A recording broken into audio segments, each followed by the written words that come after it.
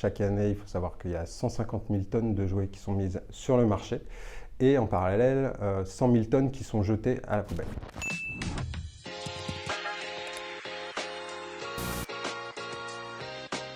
Inclusion parce que l'association Rejouer, sa nature d'être, c'est d'être justement un atelier chantier d'insertion. On accompagne chaque année des personnes qui sont très éloignées de l'emploi vers l'emploi durable. En 2023, on a accompagné 82 personnes vers l'emploi durable et la formation qualifiante. Ensuite, environnement. Rejouer répond à un gaspillage considérable de l'industrie du jouet. Chaque année, il faut savoir qu'il y a 150 000 tonnes de jouets qui sont mises sur le marché.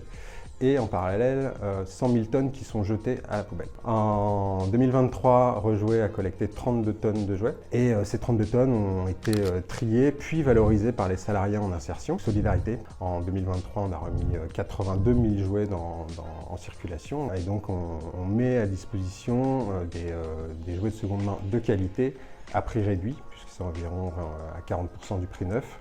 Donc pour ces familles et pour les professionnels de l'enfance. Et solidaire aussi parce que Rejouer organise chaque année des opérations de solidarité, dont le Noël de Rejouer. L'année dernière, ce sont 6200 enfants qui ont pu bénéficier de cadeaux dans le cadre d'opérations de solidarité. Une entreprise va pouvoir organiser une collecte dans son entreprise pour les collaborateurs ou une collecte pour ses clients quand il s'agit d'une chaîne de grande distribution par exemple. Elle va pouvoir se mobiliser du côté social évidemment en finançant donc l'activité de l'atelier et aussi en accueillant des salariés, pourquoi pas en PMSNP, une période d'immersion pour nos salariés dans des entreprises, donc qui permettent de découvrir des métiers. Et enfin, les entreprises mécènes peuvent financer des opérations de solidarité également.